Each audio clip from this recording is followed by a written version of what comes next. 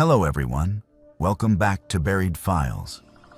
Tonight we bring you 7 of the most disturbing true Appalachia deep wood horror stories ever submitted to this channel. Accounts from people who stepped off the trail and into places the mountains were never meant to share with outsiders.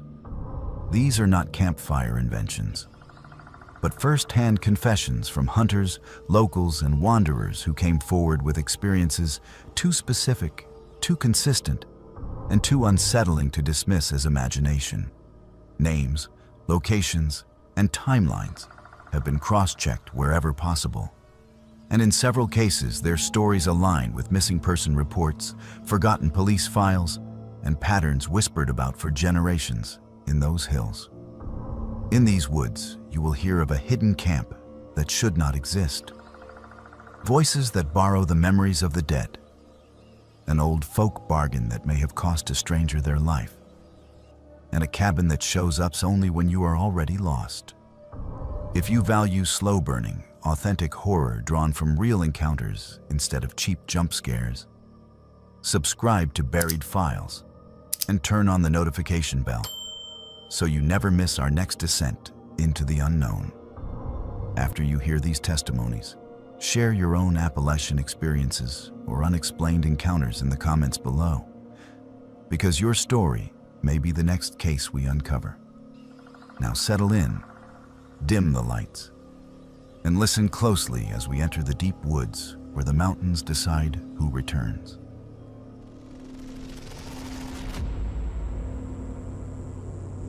My name is Thomas, and if you ever see the ridgeline go dark all at once, you turn around.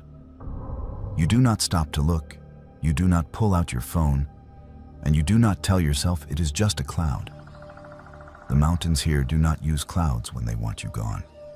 They use shadow, and sometimes they use men.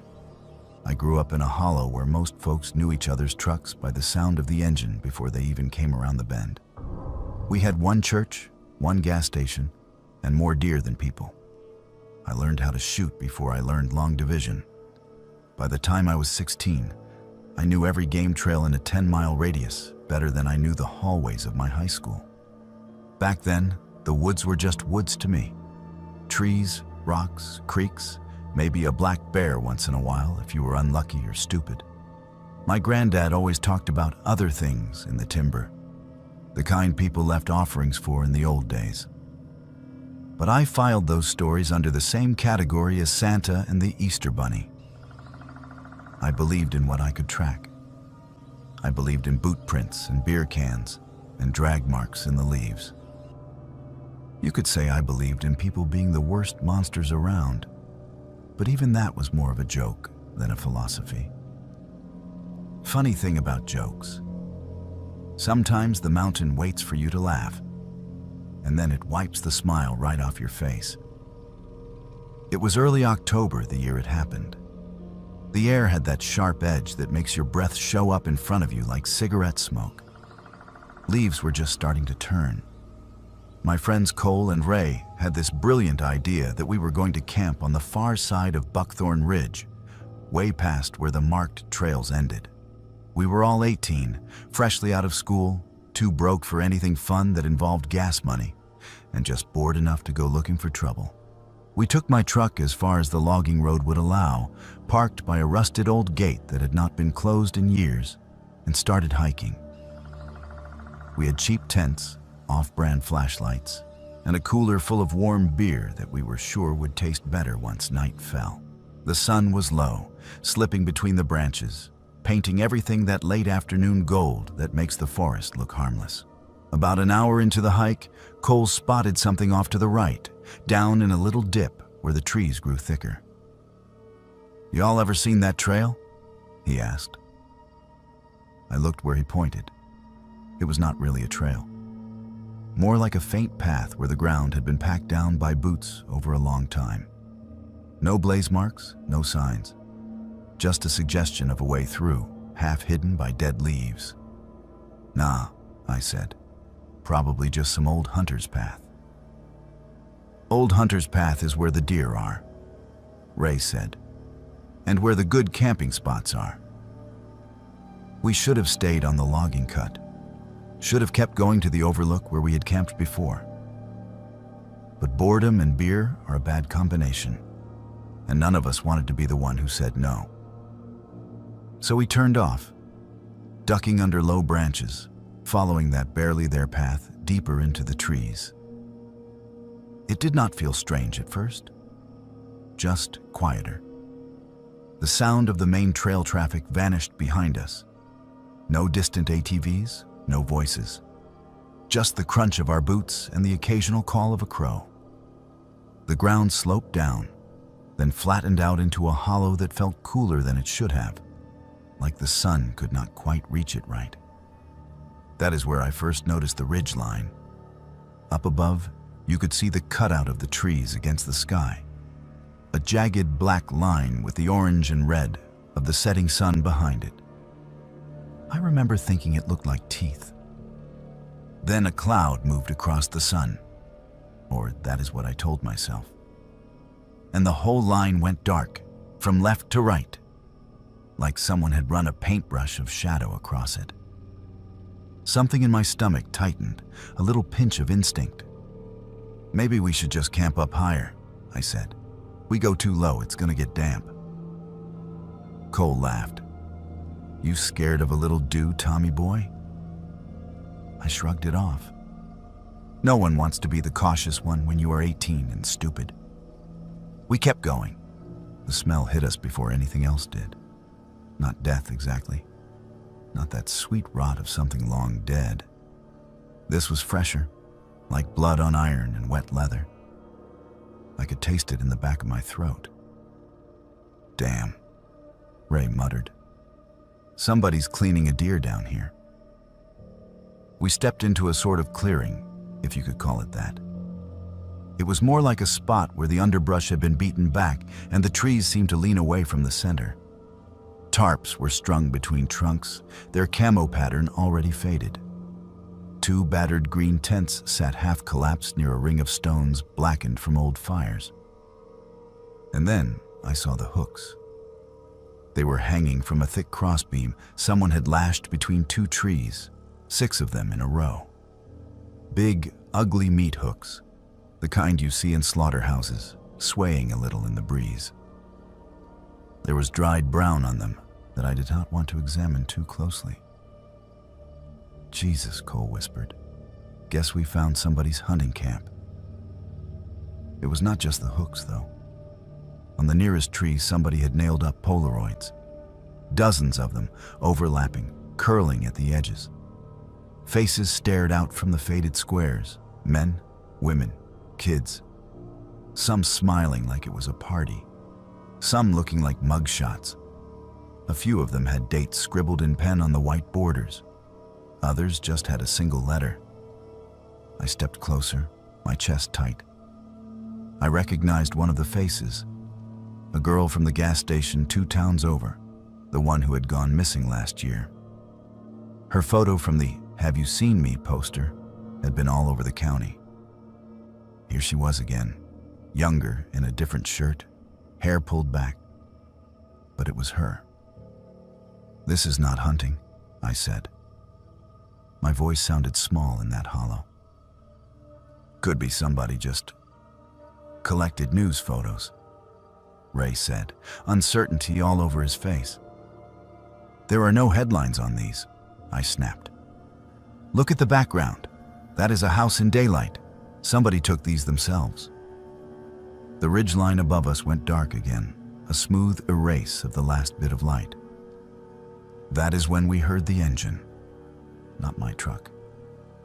This was closer, sharper, a pickup grinding its way over rough ground from somewhere beyond the hollow.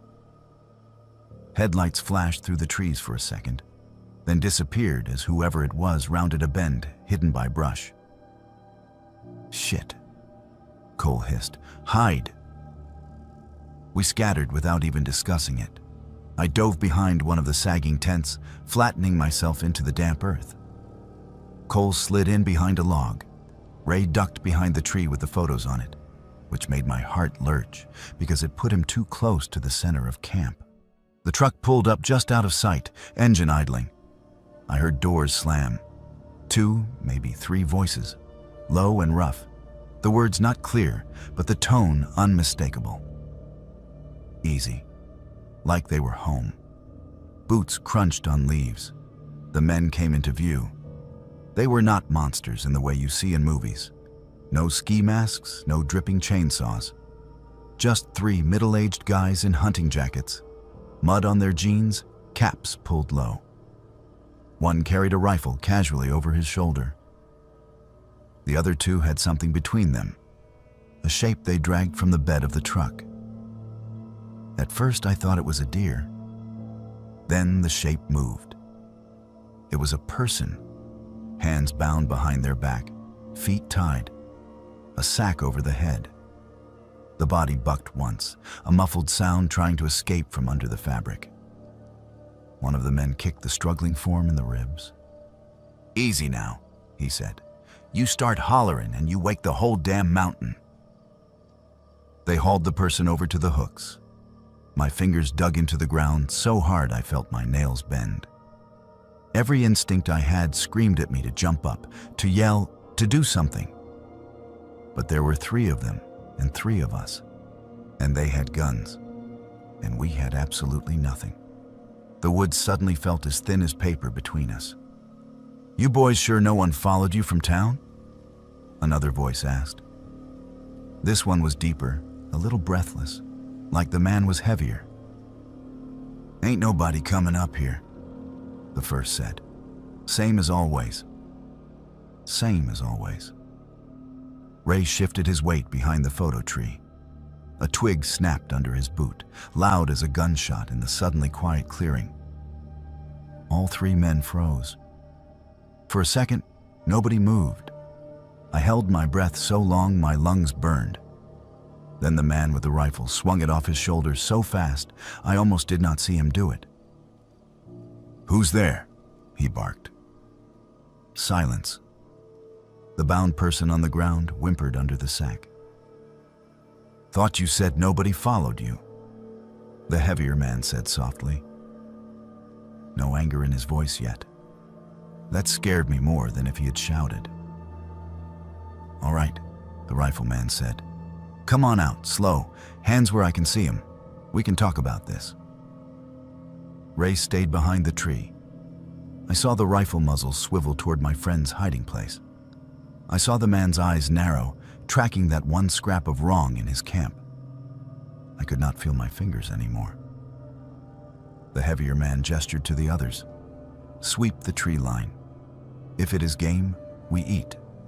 If it is not, we make it so it never went home." They split up. One came my way, boots sinking a little into the soft earth. I pressed myself flatter, biting my tongue to keep from making any sound. He passed within 10 feet of me.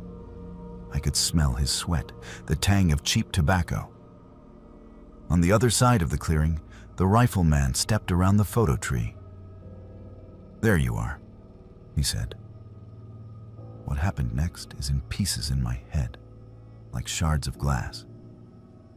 I remember Ray bolting, making a desperate run for the thicker brush.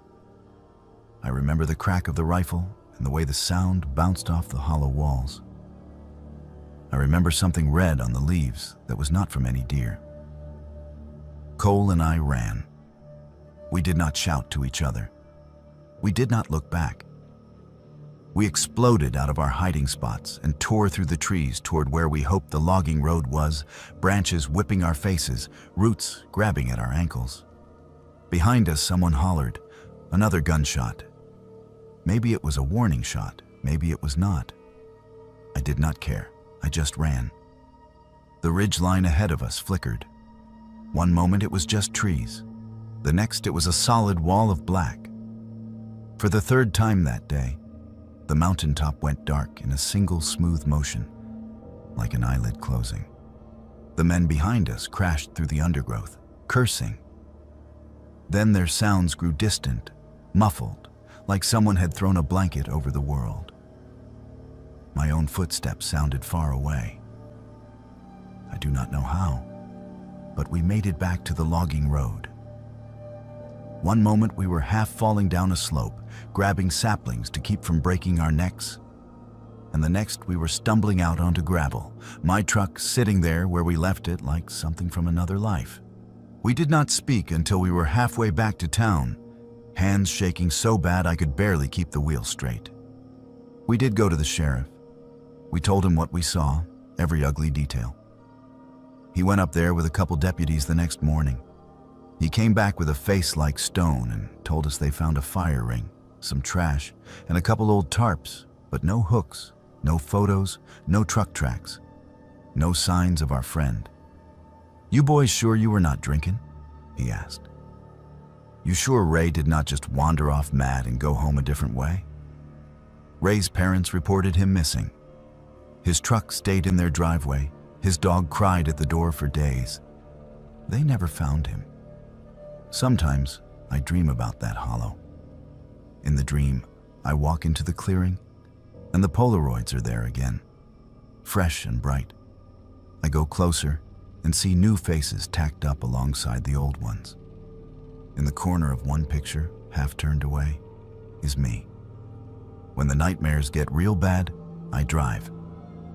I take the old logging road all the way to the gate, then sit there with the engine running, staring at the ridgeline. Most nights it just looks like trees against the sky. But twice now, when the light was failing, I saw it happen again. The whole line went dark from left to right, like something was moving along the top of the world, blotting out the day. I do not go past the gate anymore. I do not follow faint paths down into cool hollows. I stay where the maps say I am supposed to be. Believe what you want about ghosts and monsters.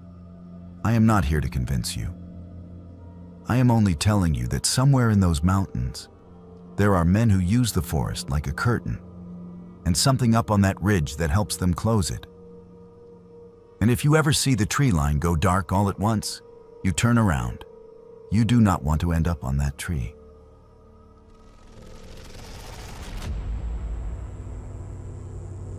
My sister's voice did not come back to me as a ghost story. It came back as a wrong word. The first night I heard it, I was sitting on the low stone wall that separates our family graves from the tree line, tracing the dates on her headstone with my thumb. The sun had finished bleeding out behind the ridge, and that blue hour was creeping down the slope, one shadow at a time.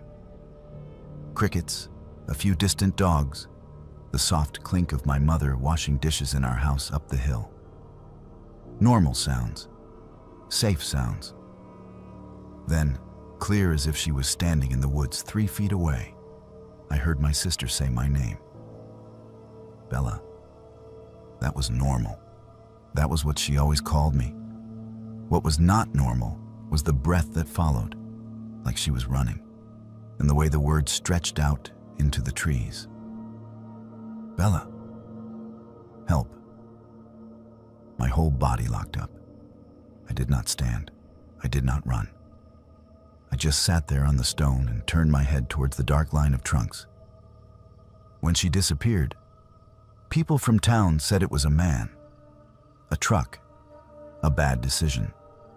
They said it in low voices and looked at my parents like we were already a funeral.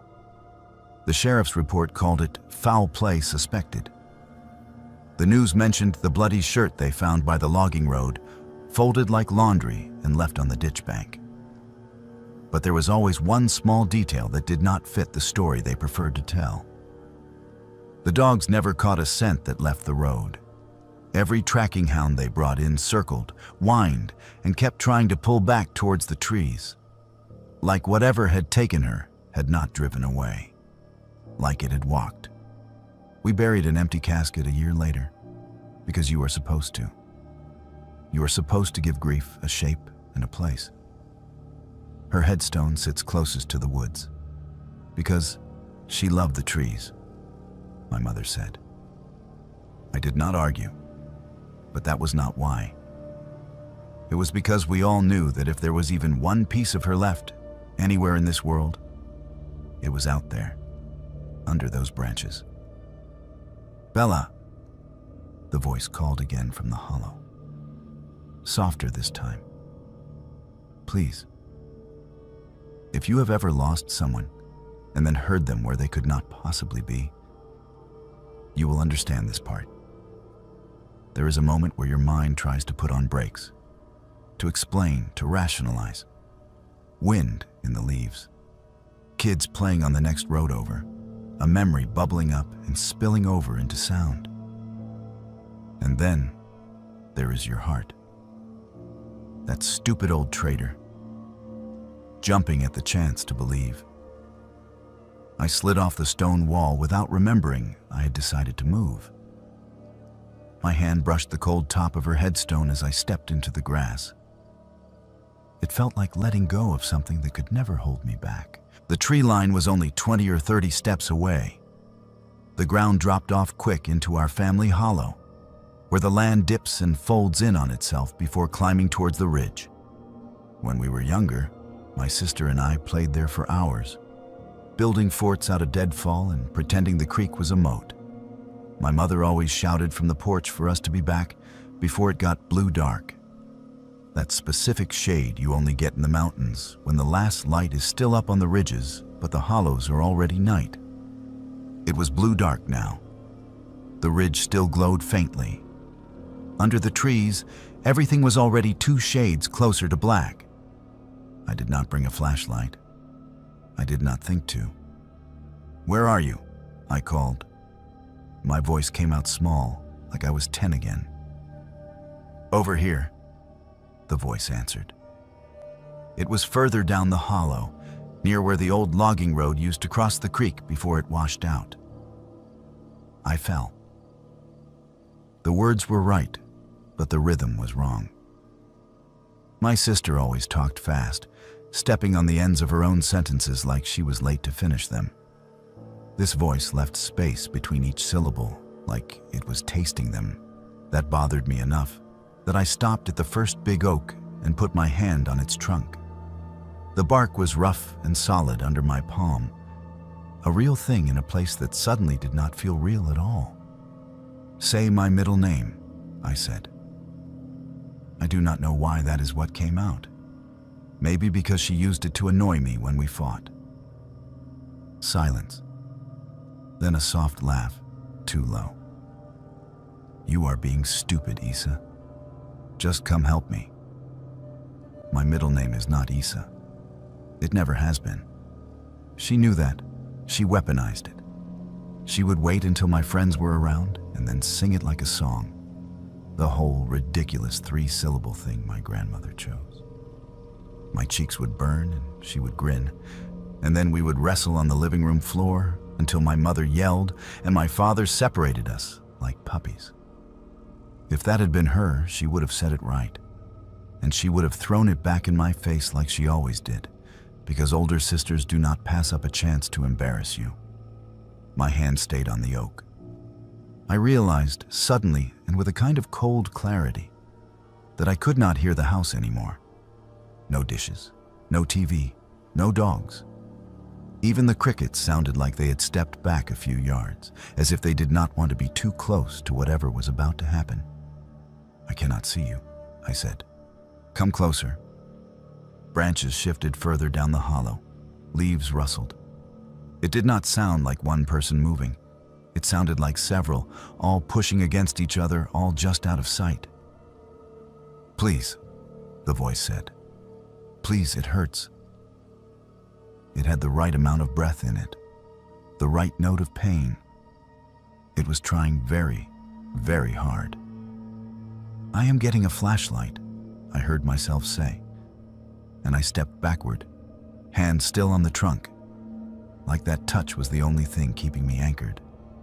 The oak felt warmer now, like someone holding my palm from the other side of thick cloth. I did not want to let go. I did anyway. The moment I turned my back on the woods, the air changed.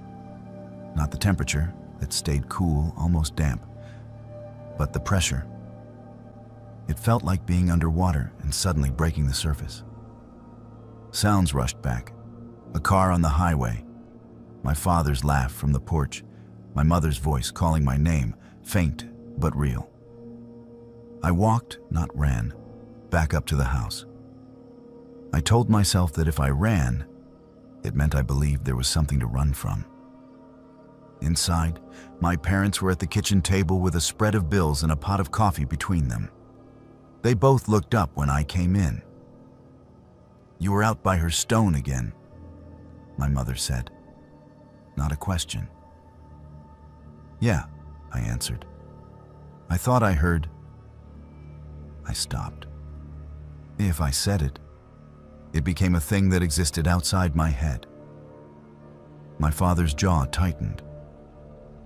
"You are not going in those woods at night alone," he said. That was all. I did not tell them that I already had, halfway. I did not tell them that the woods had spoken back. The second night, I did bring a flashlight. I waited until they were both asleep in front of the TV. The sound low, the blue glow painting their faces. I took the small mag light from the junk drawer and walked back down to the family plot. This time, I did not sit. I stood by her stone and waited. I did not have to wait long. "Bella," the voice called from the hollow, almost eager. "You came back." I switched on the flashlight and aimed it straight into the trees. The beam cut through one narrow slice of the dark, showing trunks and leaves and nothing else. "Where are you?" I asked. "By the old road," it said. I cannot move my legs. The old road had been washed out long before we were born. You could still find bits of it if you knew where to look. Chunks of crumbled asphalt, an old mile marker eaten by moss. My sister and I had used it as a landmark in our games. If the monster chased you past the marker, you were safe. Tonight, the idea of walking that far down there alone made my stomach turn. "Tell me what we buried with you," I said. Silence again, longer this time. Finally, the voice said, "Flowers." We had put flowers on the clothes lid, yes. But my father had sneaked something else in when he thought no one was looking. A small, ugly ceramic frog she had painted in second grade. It sat on her nightstand for years, staring with lopsided eyes at anyone who came into her room. He palmed it and slid it into the crook of the coffin like he was tucking her in one last time. The thing in the hollow did not know that. "You are not her," I said. My throat hurt. I realized I had been holding my breath. Leaves shivered.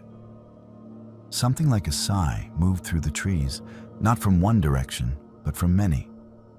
The voice, when it came back, was not trying as hard. "You want her?" it said. "That is enough." For a moment, the beam of my flashlight picked up something pale between the trunks. Not a face. Faces have features, angles, shadows. This was more like a cutout in the dark that the light did not quite penetrate, a shape standing where no tree grew, the size of a person in clothes that hung wrong on its frame. It stepped sideways, just enough that I could see the gap it left behind was not the right shape either. I did not ask any more questions. I did not challenge it. I backed away, slow and careful, until my calves hit the stone wall. Then I turned and walked straight to the house, the beam shaking in my hand. That should have been the end of it. I should have stopped going down there at night. I should have told my parents. I should have done a lot of things. What I did instead was start listening. Over the next weeks, the voice changed. It switched between Bella and Isabella, sometimes dragging one out, sometimes chopping the other short, like it was trying on different fits. It started using phrases my sister actually used, things that made my chest ache. "Quit being dramatic. You are fine. Come on, do not be like that." At first, that made it worse. Then it made it scarier. Because some of those phrases were not things she had said to me in front of the woods. She had said them in her room, door half closed, music playing low. She had said them into the phone, laughing. She had said them in the truck cab on the night she disappeared, when I refused to sneak out with her, and she called me a coward and told me I would regret being so boring. I had heard that last one because she left the window cracked, and her voice carried back into the house. If the thing in the hollow knew that tone, knew that cadence, it meant it had been listening for a long time.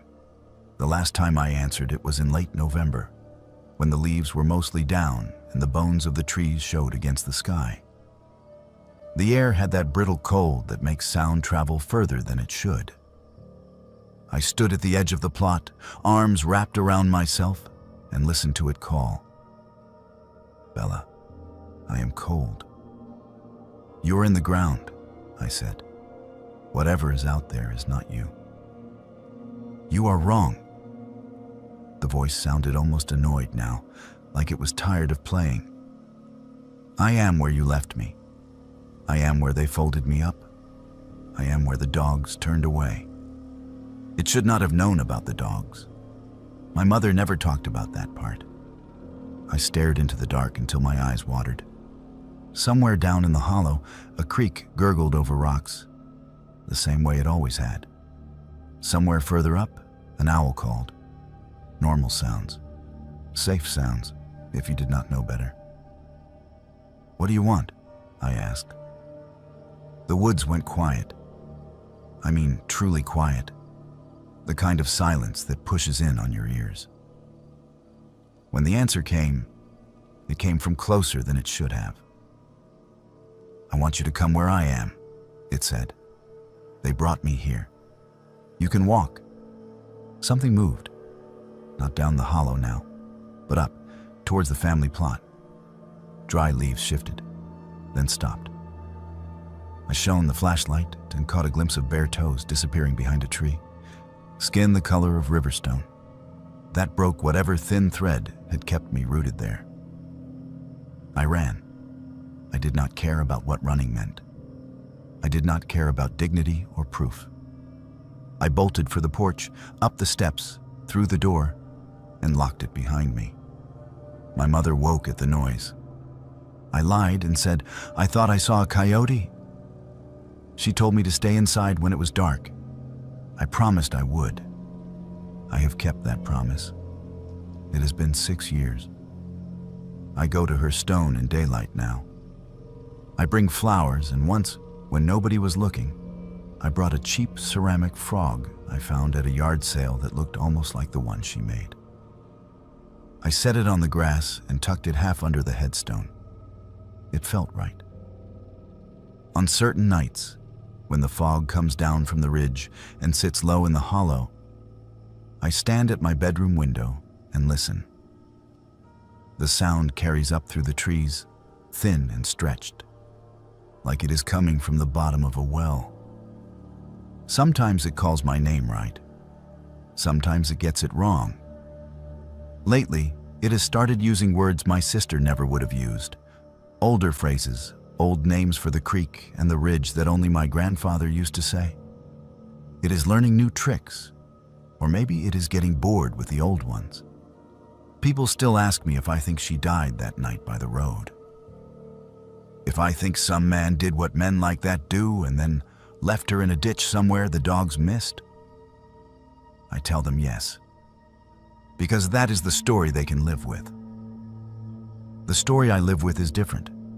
I think something in those woods took what it could of her, the sound of her, the shape of her words, and kept them. I think it listened while we cried and prayed and shouted her name into the trees. I think it learned us like a language. And I think, on nights when the fog is thick and the hollow fills up with blue dark, it is still down there, practicing, waiting for someone else who misses someone enough to follow a familiar voice into the trees. If that is ever you, if you ever stand at the edge of the woods and hear the exact person you lost calling your name from where they cannot be, remember this. Real people cannot come back from where she went. But something else can walk to the edge and talk like them. And it does not always get the words wrong.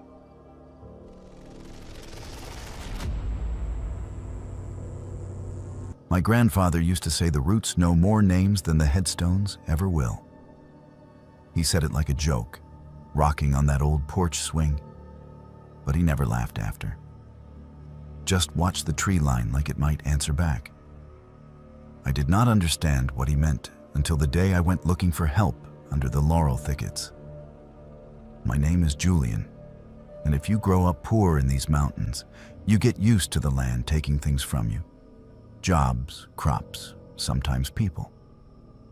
What I was not prepared for was the land offering something back. It started with my mother's lungs. The doctor in town said words like idiopathic and progression and we will manage symptoms. But I heard what he did not say. There is a tone folks get when they are trying not to say, this is just going to get worse. I heard it every time he looked at her chart instead of her face. She could not climb the porch steps without stopping to catch her breath. I picked up every odd job I could, hauling, fixing, working nights at a warehouse an hour away. But the bills ate through my paychecks faster than I could stack them. I lay awake listening to her cough through the thin wall, counting the seconds between breaths like it might add up to a solution. That was when I started thinking about Granddad's stories. He used to talk about root men in the old days. Not witches, not exactly. Men who knew where the oldest roots surfaced, where the earth came closest to the skin of the world. Folks would go to them when they needed something the church could not give. Luck, healing, revenge. You paid in something that mattered, he said. The mountain does not take paper money. I always thought he meant it metaphorical. Old superstition to put a little spine into us when we talk too big. But after the third notice from the hospital and the second time my mother coughed so hard she almost blacked out at the kitchen table, metaphor did not feel like enough anymore. The first sign was on the fence. We have got a rotting stretch of rail along the back of our property line, where the posts lean like drunk old men and the wire sags halfway to the ground. One morning, walking back there to check for downed branches, I saw a mark carved into the gray wood. Not initials. Not the usual teenage nonsense. It was a circle with 3 lines dropping from the bottom like roots. I had seen that shape before, in Granddad's stories. He drew it in the dirt with his cane when he talked about the root men sign. The mark you left if you were willing to trade. There was a second mark cut into the weakest post, pointing downslope into the trees. Somebody could have been screwing with me. Kids with YouTube and too much time. But this was carved deep, with something sharp and patient, and nobody in our family had mentioned people on the land. Our nearest neighbor was a half-mile away and did not walk well enough to be carving signs on fences in the dark. I stared at that mark for a long time. Then I went back to the house, listened to my mother wheeze in her sleep, and made my decision. The path the mark pointed to was not a path, not at first, just a suggestion, a place where the undergrowth seemed to thin. The further I followed it, the more deliberate it looked. Blackberry canes arched away from my face. Roots that should have been ankle breakers lay flat enough underfoot that I did not trip. About 15 minutes down, the air changed. Cooler, wet like breath on glass. The trees opened into a clearing ringed with mountain laurel, their twisted branches forming something that felt too much like a doorway. In the center of the clearing, the roots of a great old oak had grown up and out of the ground, curling into shapes that looked almost like seats. Glass jars hung from the lower branches on twine, some empty, some filled with cloudy liquid, and things that looked like stones or teeth sunk at the bottom. Little bones lay half buried in the dirt. Not animal small, not human big. Something in between. I knew, without knowing how, that I had walked into a place people were not supposed to find on accident. "You are late," a voice said. It came from the shade beneath the oak. For a second, I thought it was just the wind moving through the jars, making them clink and hum. Then something stood up from the shadow. He looked like part of the tree at first. Bark-colored coat, pants the color of dirt, hat pulled low. Moss clung to his shoulders and sleeves like it had decided to grow there. His face was the only thing that was plain skin, and even that looked like it had been outside too long. "You have your granddaddy's walk," he said, heavy on the heel. I almost turned and left right then. My heart pounded so loud it drowned out the creak I could hear somewhere under the laurel. But leaving would not fix my mother's lungs, and he knew that. I could see it in the way he watched me, like he was counting my options same as I was. "I need help," I said, because there was no point dressing it up. "My mama is sick." "All uphill from here," he replied. "Hospital, pills, prayers. You have done that road." "Yes." "Did not change the ending much, did it?" "No." He nodded, as if I had answered a test question correctly. "The roots can take some of the weight," he said. "They have before. But nothing leaves this ground empty-handed."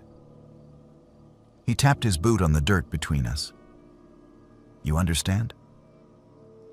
I thought about my life, about what I had to give. No money, no property worth mentioning.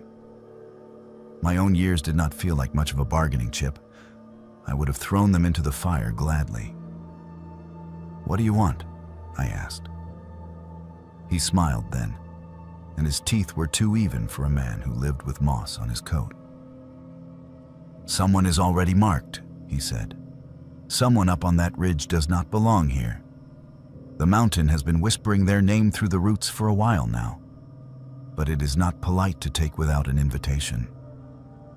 He tilted his head at me. "You give the roots leave to balance what should not be, and your mama breathes easier. That is the trade." My mouth went dry. "You are asking me to choose who dies?"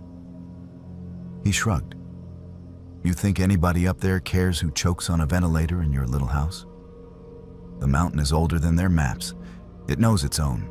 It knows its strangers. It just needs a voice to say, 'Go on then.'" I thought of the tourists who came through in the fall, leaf peepers with their cameras and their loud voices. I thought of the pipeline men, the out-of-state plates on the trucks that carved scars into the hillsides. I thought of my mother's thin hands gripping the table when a coughing fit hit. "I do not know their names," I said. "The roots do," he replied. "You do not have to point." It was a coward's bargain, I knew that. If I said yes, someone whose face I did not know might slip on wet rock, or their brake line might fail on a sharp curve, or they might just wander off trail and never find their way back. I would never have to see their eyes go still. But I would see my mother climb the porch steps without stopping. I did not say the word yes. I just did not say no. The root man nodded like he had heard it anyway. He reached down, scooped up a handful of earth from between the oak's roots, and pressed it into my palm. It was cold, and something in it pulsed once against my skin. "Put that under her bed," he said. "By the headboard. Do not move the bed for 3 days. Do not ask the mountain who it takes. We do not discuss the other side of the ledger." I walked home with that dirt burning a hole in my hand. 2 days later, a hiker from out of state slipped near Buckthorn Ridge and fell into a ravine. The search and rescue team found him broken on the rocks at the bottom, long after the life had left him. People said it was a tragedy. The news mentioned how beautiful the view was and how dangerous it could be if you did not respect the edge. That same week, my mother's cough changed. It did not vanish, this is not a fairy tale, but it eased. She could make it up the porch steps without stopping. She could talk on the phone with my aunt without losing her breath every other sentence. When we went back to the doctor, he frowned at the scans and said words like unexpected stabilization and, Madame, maybe we misjudged the progression. I did not tell him about the dirt under her bed, which had turned hard as stone when I slid it back out after 3 days. It looked like the kind of river rock you find deep in shaded creeks, worn smooth by time. Sometimes, when I am dead tired after a shift and the house is quiet, I swear I can hear something moving under the floorboards. A faint creak, like roots adjusting their grip.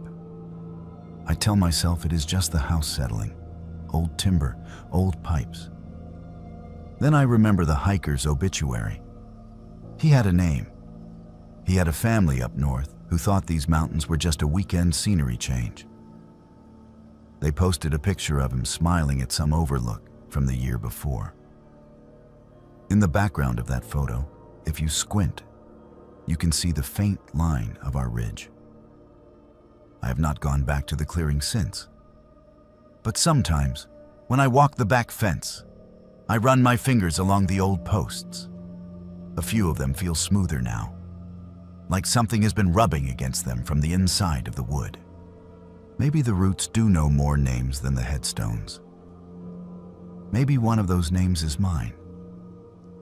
Written somewhere under the laurel, waiting for the balance to tilt back. The mountain does not take paper money. It takes what you can live without until you realize you cannot.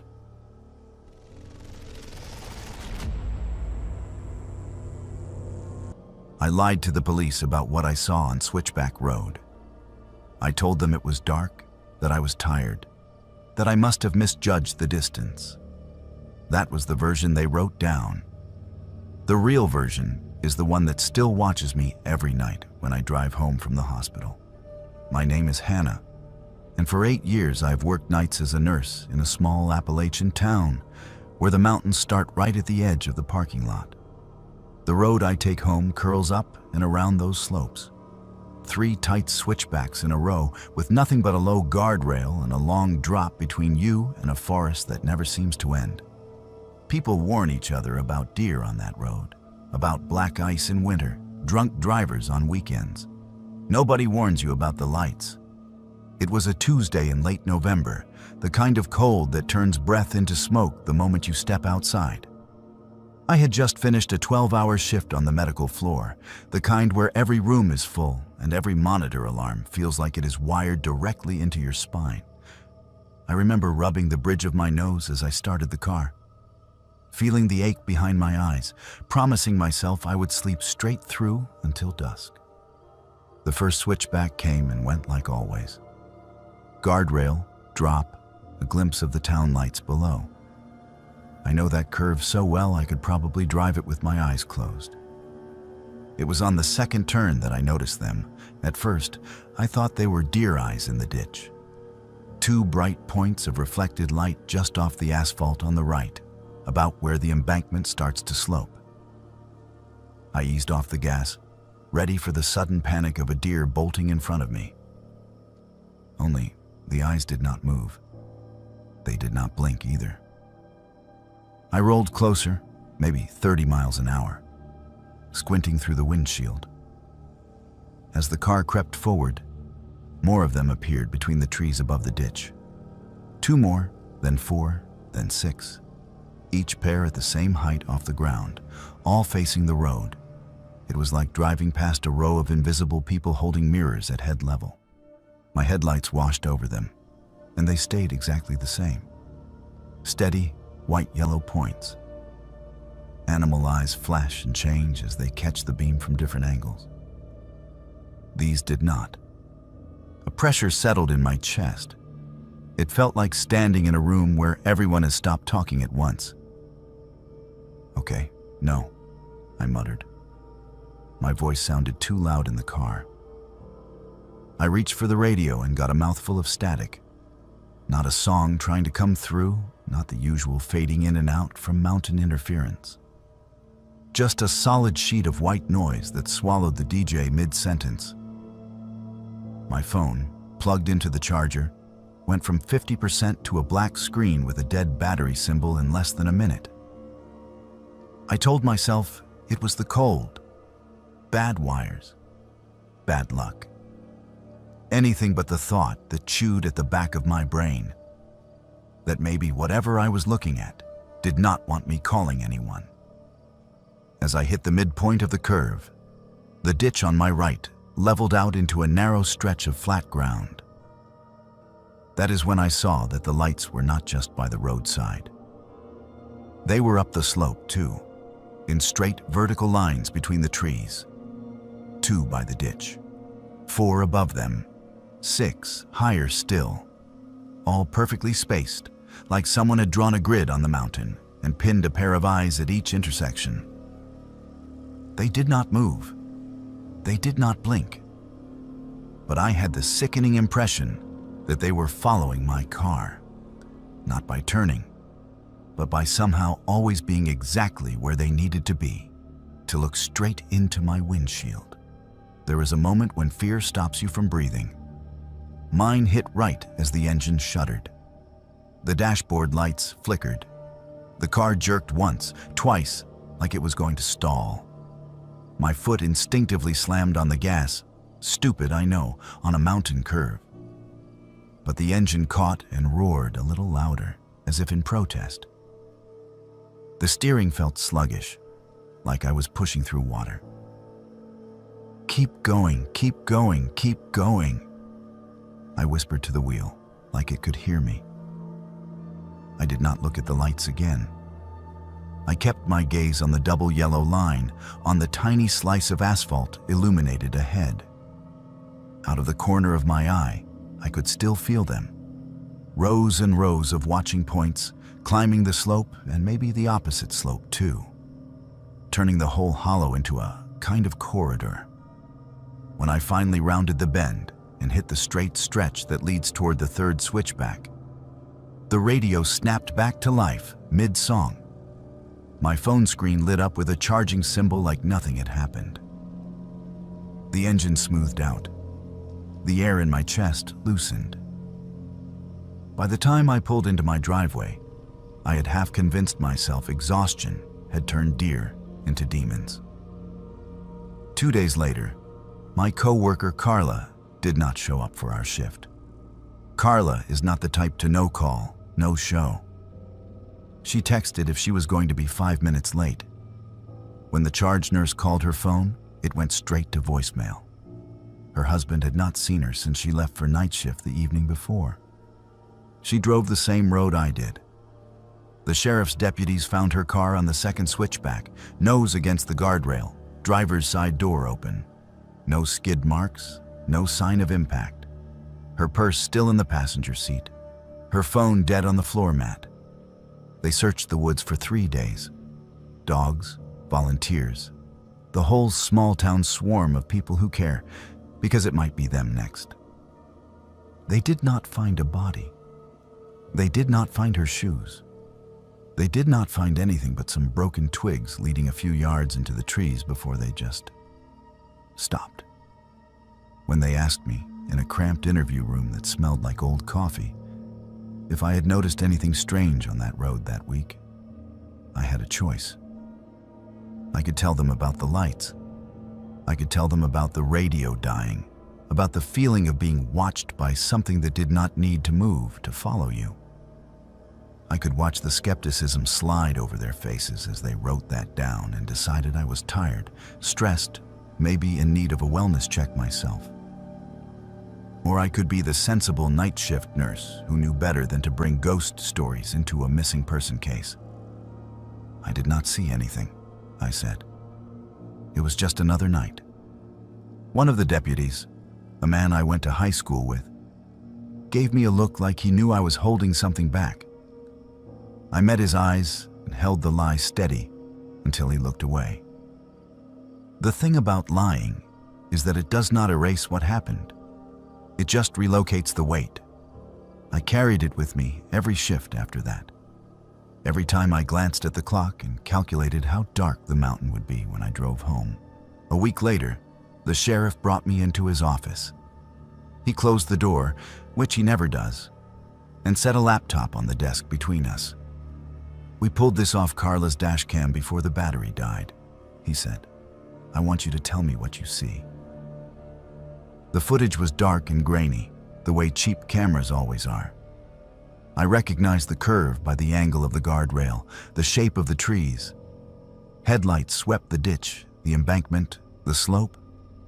Then they touched the first pair of lights. On video, they were washed out white points, blown slightly by the glare. No color, no weight. But as the car moved, the headlights caught more.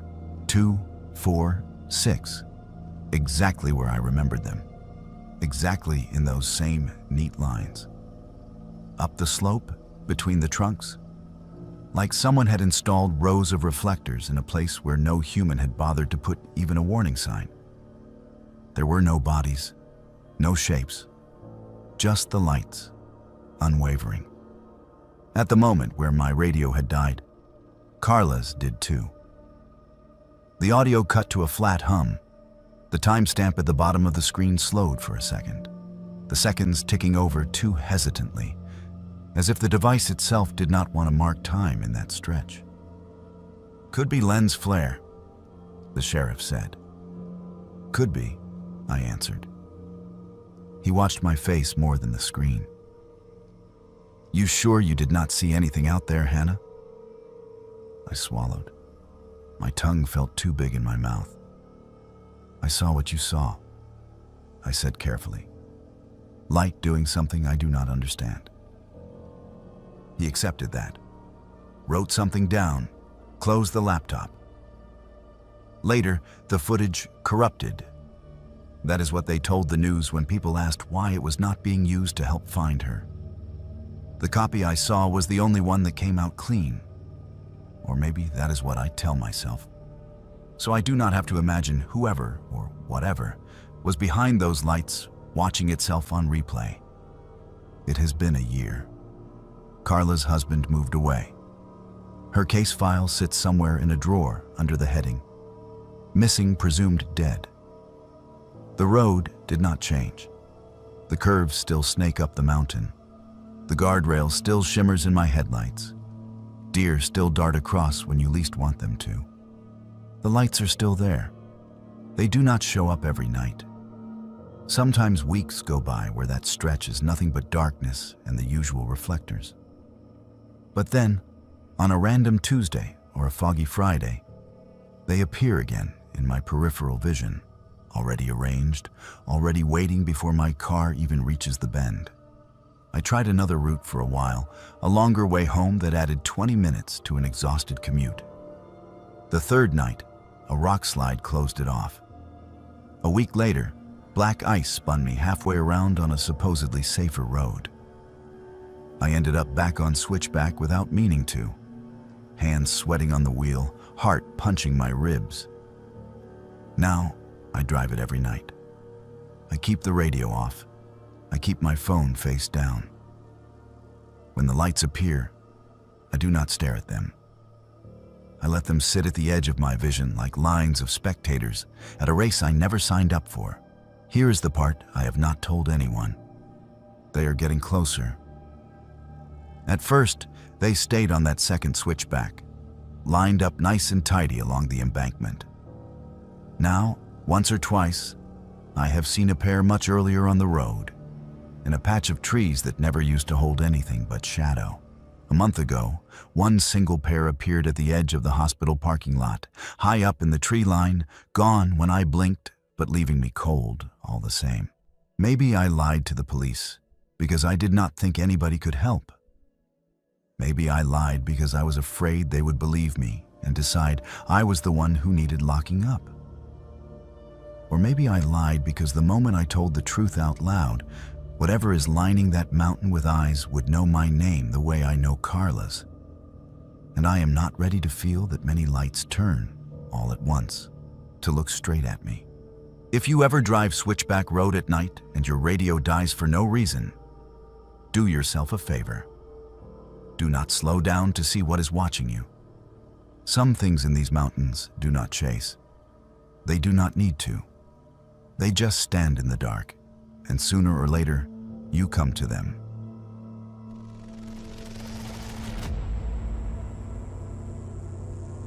If you pause the footage right at the 9-minute mark, you can see the window I am talking about. Look close at the top right corner. There should not be a second story on that cabin, but there it is. Glass reflecting a light that is not ours. My name is Marcus, and I used to run a tiny YouTube channel with 2 friends, the kind that does urban exploration on places that are not really urban and definitely should not be explored. We specialized in Appalachia deep woods challenges, hiking to old mine ruins, forgotten cemeteries, bootlegger sites, clickable titles, scary thumbnails, lots of shaky night vision. It was dumb and reckless, and for a while, the most alive I ever felt. The cabin changed that. The legend was simple. There was a hunter's cabin somewhere off Crooked Branch Hollow that only appeared if you got lost. People swore they had stumbled on it after wandering in circles, staying the night there and waking up to find nothing but trees where the door should have been. Great for a video, right? A cabin that does not exist. We planned it like we always did. 3 of us, me, Tyler, and Nate. 2 cameras, spare batteries, GPS on our phones, compass, printed topo map. We would hike off the marked trail, deliberately ignore the map after a point, and see if anything weird happened. Worst case, we get lost for a bit, camp, and hike out in the morning with a spooky story about strange sounds for the viewers. From the start, the woods did not feel right. The compass needle spun in slow circles like it had lost the idea of north. The GPS location on my phone jumped 50 yards at a time, dropping our blue dot in places where there was no trail at all, then snapping back. We laughed it off, called it classic horror movie vibes, and kept going. After a couple hours, the trees started to repeat. I do not mean they all looked the same, so it felt repetitive. I mean we kept passing the same crooked birch with a lightning scar in its trunk, the same 3 stones clustered like knuckles on the ground, the same fallen log with a notch that looked like a bite out of it. Tyler picked up a crushed beer can and put it in his pack. 20 minutes later, we stepped over that exact same can in the exact same position. "We are looping," Nate said. "We must be circling something." Right after he said that, we saw the chimney. It poked up through the tree line ahead of us, made of dark stone that did not match any rock around. As we pushed through the undergrowth, the rest of the cabin came into view. A steep roof, gray boards, a crooked porch. No path leading to it, no cleared ground around it. Just the structure sitting in a bowl of trees like it had grown there. Tyler whooped, all exhaustion gone. "We actually found it. Dude, this thumbnail is going to slap." We filmed everything, like always. Wide shot, close-ups, me doing our usual intro about found footage in the real deep woods of Appalachia. The cabin looked old but not rotten.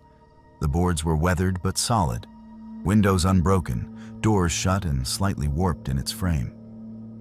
Someone had carved shapes into the porch rail, little X's and circles, a few stick figure men with no heads. "Ready?" Tyler asked, his hand on the door latch. Camera pointed at his own face for dramatic effect. The footage we uploaded later cuts right there. One frame of his hand on the latch, then jump. Suddenly, we are all inside. Dust motes in the air, our flashlights swinging around bare walls. But that is not how I remember it. In my memory, the door stuck. We had to shoulder it open together. When it finally gave, it did not swing into a small one-room cabin like the footage shows. It opened onto a hallway that should not have fit inside, long and narrow, with doorways on either side. The air smelled like earth and something chemical, sharp enough to sting my nose. I remember a set of stairs at the far end, going down instead of up. Treads worn in the middle, as if many feet had used them. Tyler laughed and said, "Basement episode, let's go," and clattered down with his camera. Nate followed. I stayed at the top of the stairs for a few seconds, filming the jars on a shelf by the wall. They were lined up neatly, all the same size, lids rusted. Something pale and cloudy floated in each one, turning slowly like it was trying to face the light. I did not want to think about what it was. "Marcus, you seeing this?" Tyler called up. His voice sounded further away than it should have, like he was speaking from the bottom of a well. I put my foot on the first step, and then I was outside. No transition, no stumble, no cut in my memory. 1 second, my weight was tipping forward into that stairwell. The next second, my boots were on dead leaves, and I was standing 10 feet from the cabin, camera in my hand, pointing at the front door. Tyler and Nate were next to me, breathing hard like they had been running. The sun had shifted, shadows were longer. My watch said we had been there for nearly 3 hours, but the footage on my camera, from the moment we first touched the door to that moment outside, amounted to 14 minutes and change. "Did you just lose time?" Nate asked quietly. Tyler ignored the question, already slipping into performance mode. "We are getting the hell out of here," he said into his lens, voice shaking just enough to sell it. "Something is not right. We are going back to camp." We backed away from the cabin without turning our backs on it, the way you do with a dog you do not trust. As the trees thickened between us, I saw movement in the upper window. A flicker, like someone stepping aside just as I tried to get a clear look. On the hike out, we kept tripping over places we had not seen before. A creek, a rock outcrop. But somehow they all led us downhill, towards the logging road. The compass started working again, a half-mile from the truck. GPS snapped back to the trail. We made stupid jokes about glitches in the matrix to cover the fact that all 3 of us were shaking. That night, in my apartment, I loaded the footage onto my laptop. Every time someone stepped toward the cabin door, the video skipped. Little jumps forward, Tyler reaching for the latch, then all of us already inside. Me lifting my camera toward the stairwell, then a smear of motion, and we are outside again. No hallway, no basement, no jars. I called Nate. He had the same gaps on his camera. Tyler's files were identical. "Maybe we just freaked ourselves out," he said. "Maybe there was no basement.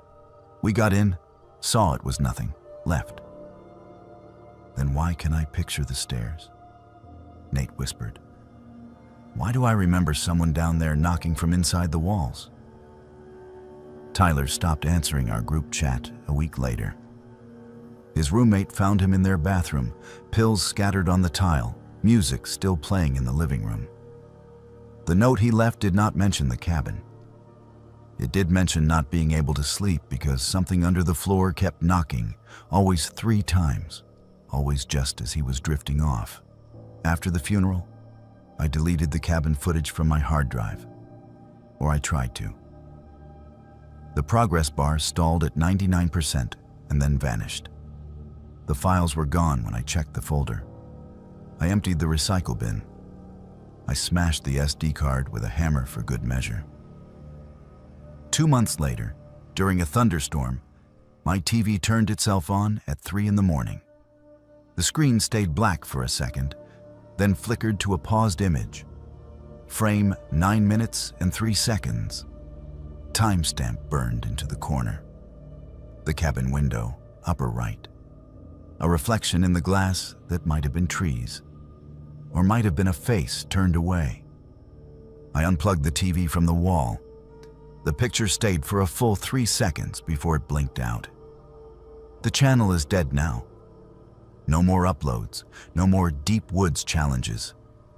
People in the comments still ask what happened to us, why we stopped right when the views were finally climbing. I let them make up their own stories. Copyright claim, demon, creative burnout. This is the version I do not post anywhere. If there is one thing I learned from that cabin, it is that not all empty places are truly empty, and not everything that happens to you wants to be recorded. Some things bend your memories and your footage to match whatever shape they want. Whatever we walked into up there let us leave, in a way. It let us keep enough to be scared. It took enough to make sure we could never prove any of it. And sometimes, when storms roll over the ridge and the lights flicker, I get the sick feeling that the cabin is closer than it was. Like the woods rearrange themselves a little to bring it nearer to town. If your screen ever freezes on an image of a window you do not recognize, and you swear you never filmed it, do yourself a favor. Do not hit play.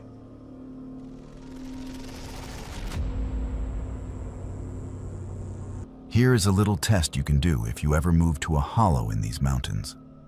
Pull up your house on a map app and drop a pin. Screenshot it. Then, 6 months later, check if the pin still lines up with where your front door feels like it is.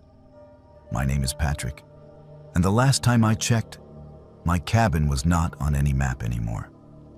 After my marriage fell apart, I wanted 3 things: quiet, distance, and cheap rent. A guy at the hospital told me about a place his cousin owned way out past the old strip mine. A 1-bedroom cabin that sat at the end of a rutted lane, surrounded by trees and nothing else. It is perfect if you do not mind being alone, he said. You will hear your own heartbeat out there. That sounded like heaven. The first night it was. No traffic, no upstairs neighbors stomping around, no ex-wife's voice bleeding through the walls. Just rain on the metal roof and the occasional low hoot of an owl. I unpacked slowly, set up my laptop on the little kitchen table, and told myself this was where I would rebuild. The cabin itself was nothing special. 1 big main room with a stove and sink at one end, a couch and wood stove at the other. Small bedroom off the side, bathroom with questionable plumbing. It had that musty, shut up for a few seasons smell. But a day of open windows and a scrub brush took care of most of it. The woods around it were what sold me. Thick oaks and poplar, laurel higher up, mossy rocks. A narrow, faint trail led downhill toward a creek. On the second day, I followed it for an hour, then came back and fell asleep on the couch with the door open, breeze moving the curtains like slow breaths. The first strange thing was small, easy to ignore. I hung my keys on a nail by the door, went to shower, came back, and found them on the table. I assumed I misremembered. A week later, I set my coffee mug on the counter, turned to grab my bag, turned back, and the mug was already on the table by the laptop. Where I was headed, where I would have put it. You are losing it, man, I told my reflection in the bathroom mirror that night. Sleep more. I slept. The cabin did not. About 3 weeks in, I started hearing footsteps on the porch late at night. Not the heavy clomp of a person in boots, more like bare feet, quick and light, pacing from one end of the boards to the other. Every time I got up to look, the sound stopped. I would open the door to nothing but cold air and trees. One night around 2 in the morning, the pacing stopped right outside the door, and I heard a soft, breathy chuckle, like someone amused with themselves. I did not open the door that time.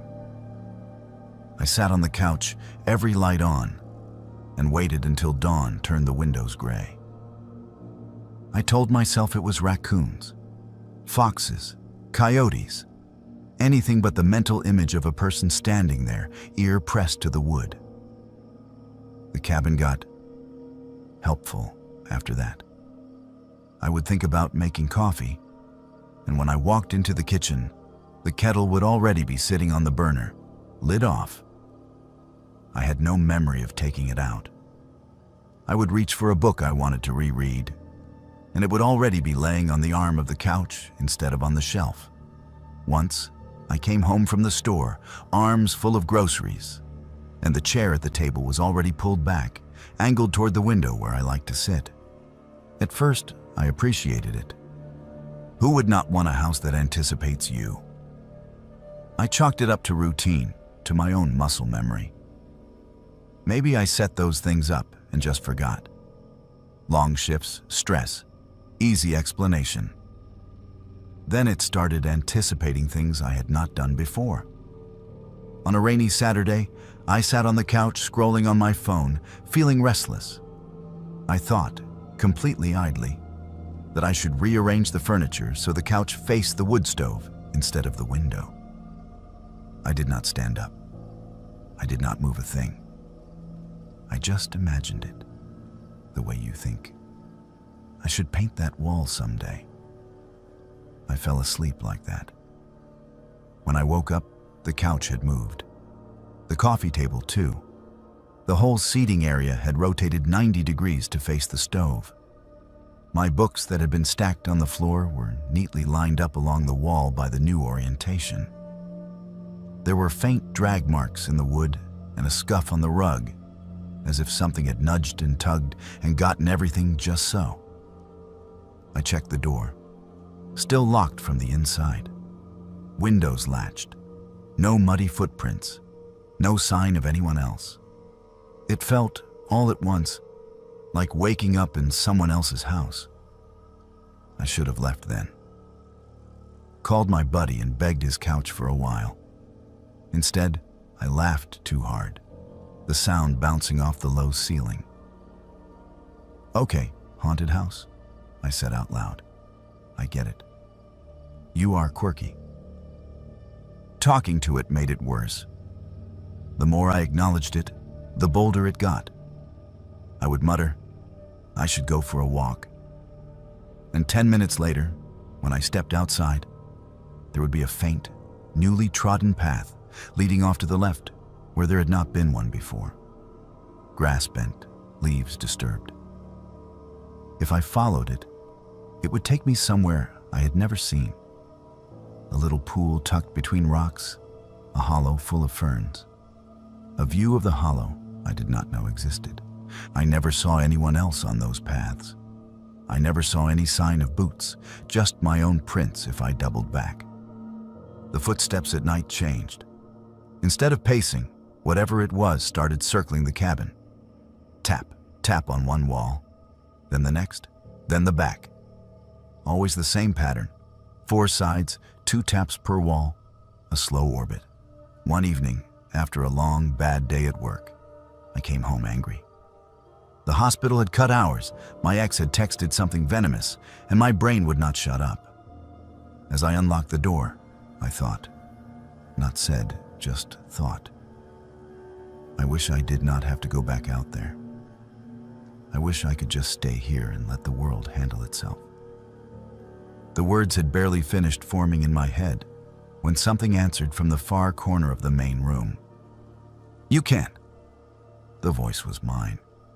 It sounded exactly like me, down to the lazy drawl I hate hearing on recordings. It came from the darker patch near the wood stove, where the light from the kitchen did not quite reach. I could not see anything there but shadow and the outline of the chair. Every hair on my arms rose. My own voice echoed in my ears, something wrong in the timing, like the cabin had needed half a second to process the sentence before speaking. I did not say anything back. I walked to the bedroom, closed the door, and sat on the edge of the bed until my heartbeat slowed.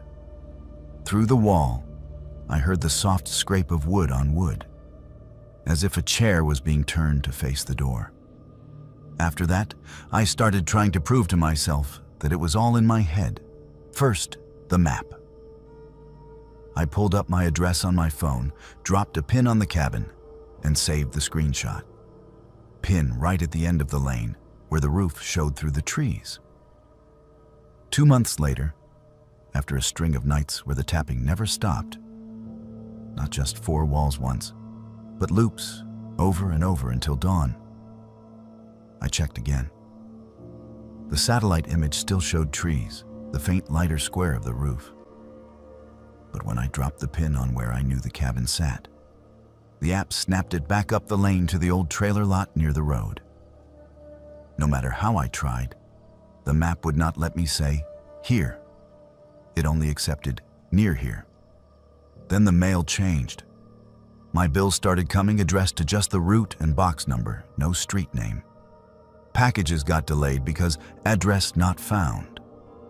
The power company called to ask if I had moved. Their system kept flagging my meter as inactive location. When I gave directions over the phone, the woman on the line said, "Our map does not show anything past the cul-de-sac, sir." There is no cul-de-sac on that road. Just the lane, and beyond it, my cabin. On my last night there, I woke up to silence. No tapping, no footsteps, no wind. The kind of silence you get right before something heavy falls. My bedroom door was open a crack. Through it, I could see the main room, lit dimly by the coals in the wood stove. The chair by the window was turned toward my room, not angled slightly, not off by a degree. Fully, perfectly aligned with the doorway, as if someone had been sitting there, staring at me sleep. I sat up. The mattress sighed. From the chair, I heard my own voice again, soft and almost gentle. "Stay," it said. "You do not have to go back." I did not argue. I did not obey either.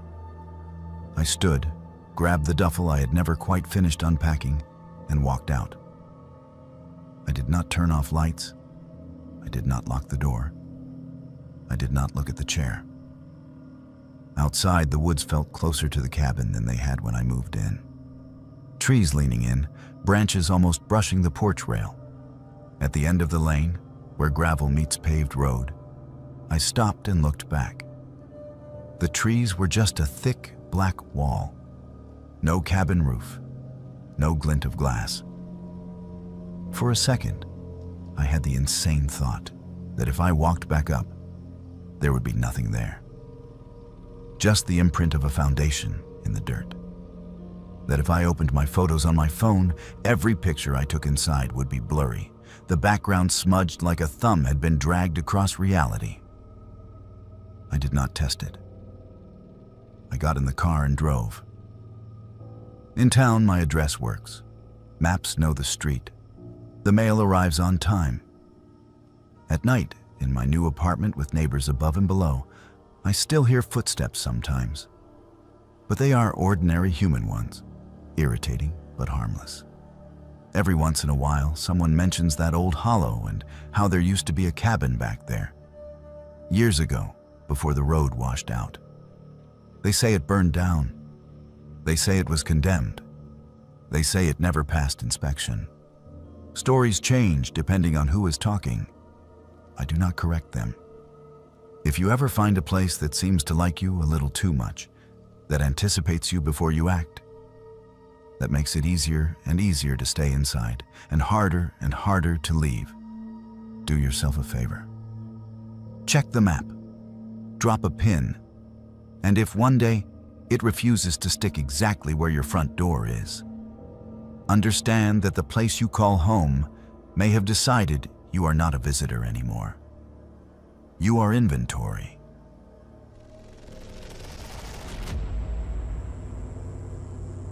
I was 8 years old the first time I watched a man disappear into a wall that did not exist.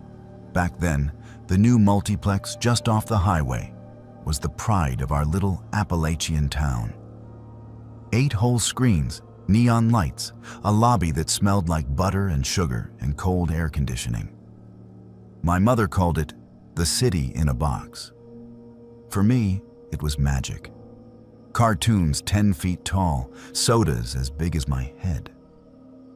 The bathrooms were down a long corridor off the main lobby. past the poster frames and the arcade machines.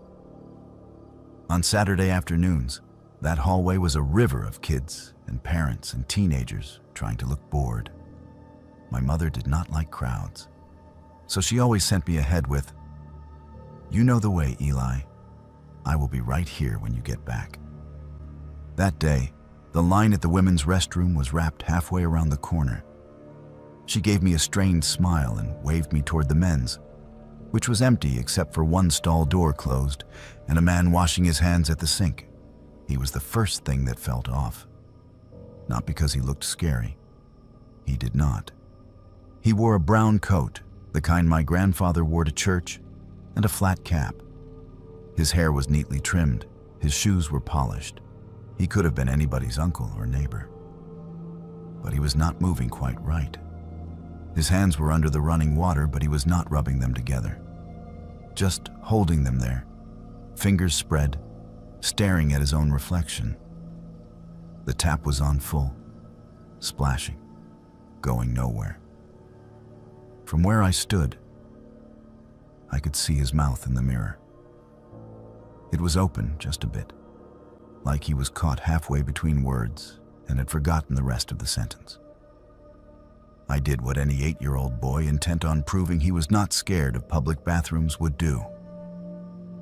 I walked past him to the urinal, stared at the tiles, and pretended I did not notice him at all. He did not look at me, did not shift, did not turn off the tap. When I finished, I went to the sink furthest from him and washed my hands, quick and perfunctory. The water coming out of my faucet was warm. The water from his was ice cold.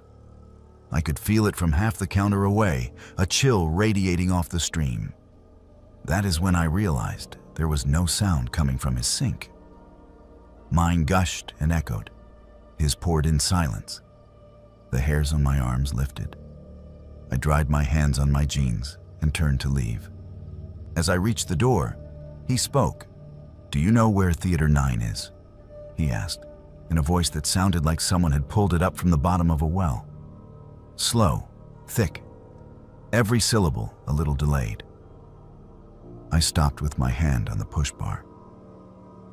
"It is down the hall on the right," I said, pointing back the way I came. "The numbers are on the doors." He did not look at the door, did not look at me. His eyes stayed fixed on the mirror. "They moved it," he said. "It used to be different." I did not know what to say to that. I was 8. Theater 9 might as well have been the moon to me. I mumbled, "My mom is waiting," and pushed through the door. The hallway outside was full of people. Families, clumps of teenagers, a couple of old ladies with popcorn tubs clutched in bony hands. Normal Saturday crowd. The fluorescent lights buzzed. The carpet pattern stung my eyes. I stood there, heart beating too fast, and told myself I was being stupid. A weird man in a bathroom, that was all. Plenty of those in the world. My mother would have told me not to talk to him at all. I took 3 steps away from the door. Then, for reasons I have never been able to explain properly, I turned back and pushed it open again. The bathroom was empty. The sink where the man had stood was dry. No puddle, no dripping tap. The mirror was clear, no smear where his breath had fogged it. The stall door at the end was still closed. I called out a tentative, "Hello?" My voice bounced off tile and porcelain and came back smaller. The stall door creaked. My heart jumped into my throat. For a second, I pictured him stepping out. Face wrong, eyes too wide. Instead, the door swung inward on its own, bumping the partition. The stall was empty. Toilet seat up. No feet, no shoes, no shadow. I backed out again, this time not looking away until I was in the hallway with the noise and the people and the smell of popcorn. I did not tell my mother. Not then. I was afraid she would be mad that I had talked to a stranger. Afraid she would laugh, afraid she would tell me I had imagined it, and I would have to choose between believing her and believing my own eyes. So I kept it, a little knot of wrongness in the back of my head. Years went by. We kept going to that theater. I avoided that restroom when I could. When I could not, I rushed in and out, refusing to look too long at the mirrors. By the time I was in high school, the multiplex had stopped being shiny. The carpets were stained. The neon flickered. Everyone talked about the newer place 2 towns over with reclining seats. Our theater was where you went if you did not have gas money. One night, home from college and bored, I ended up in the kitchen listening to my dad and uncle talk about how this town has changed. It was the usual list. Factories closed, kids leaving, Main Street dying. Then my uncle said, "You remember when that theater first opened? Folks acted like it was the second coming." My dad snorted. "They built it on a lie to begin with." "How so?" I asked, happy for any distraction from their litany of complaints. "They screwed up the blueprints," he said. "There was supposed to be a whole other hallway on the back side. Extra 2 screens, more bathrooms, storage. Got halfway through framing before they realized the ground back there was too unstable. Old coal seam under it or something. They had to tear it out and seal the wall. Whole thing cost a fortune." My uncle nodded. "City inspector said they should have never dug there. Said it was like the mountain did not want a door in that spot." "Where was it?" I asked, my skin already prickling. "Behind where the arcade is now," Dad said. "Long hall they bricked over. You can still see where the floor plan does not make sense if you really look."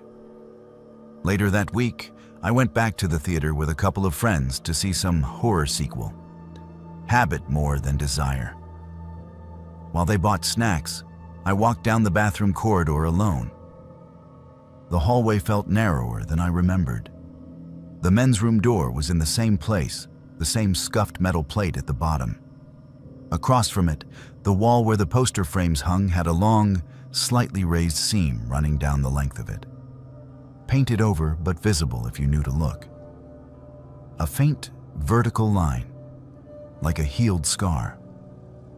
I stepped up to it and laid my palm flat. The wall felt hollow is the only word I have. Not empty, not exactly, but wrong for where it should be solid. My hand tingled. Behind me, the bathroom door opened. A man in a brown coat and flat cap stepped out, head down, moving slowly. For half a second, my heart stopped. Then he turned toward me, and I saw his face clearly in the hallway light. Different man, same clothes. Just a coincidence. That is what I told myself as he brushed past, smelling of aftershave and popcorn butter. He walked down the hall, then stopped right where that barely visible seam met the side wall. He frowned, reached out as if to push on air, and his hand met plaster instead. He stared at it, confused, like he had expected there to be a gap. Used to be different. He muttered, almost exactly the way the man in my memory had. I did not say anything to him. He shook his head, blinked like someone waking up, and went toward the lobby. That night, I dreamed of the bathroom as it should have been, with a second corridor leading past it. In the dream, I stood where the seam in the wall is and watched people walking down that other hall. Families, kids, older couples holding hands.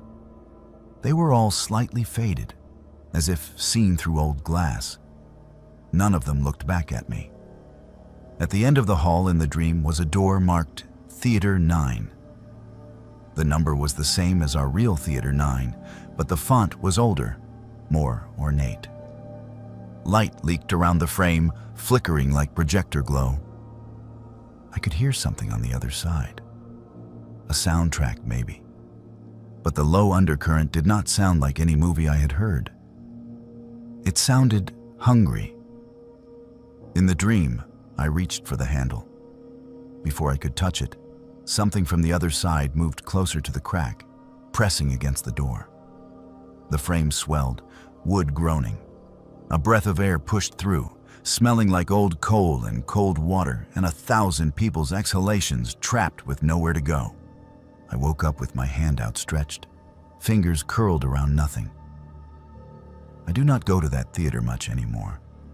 Life took me to bigger towns with newer screens.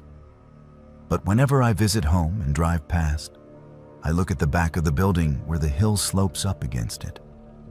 If you look closely, you can see where the addition would have been, the hump in the earth that covers what they tore out. They say the ground back there is too unstable to build on, that there are old tunnels underneath from mines nobody mapped properly, that if you dig, the earth caves in. I sometimes wonder if, under all that dirt and concrete, there is still a corridor, still a door marked Theater 9 in a font nobody uses anymore, still a bathroom where a man stands, hands under silent water, waiting for someone to tell him the way to a place that no longer exists. And I wonder, if the mountain did not want a door there, what exactly it was trying to keep in or out. If you ever find yourself in a building where the floor plan does not make sense, where a wall feels hollow under your palm and your reflection in the bathroom mirror seems too still, remember this: not every door that was built stayed open, and not every place that is gone on paper is gone in truth. Somewhere, just a few inches and a few bad decisions away, there might still be a hallway full of people walking toward a movie that never ends.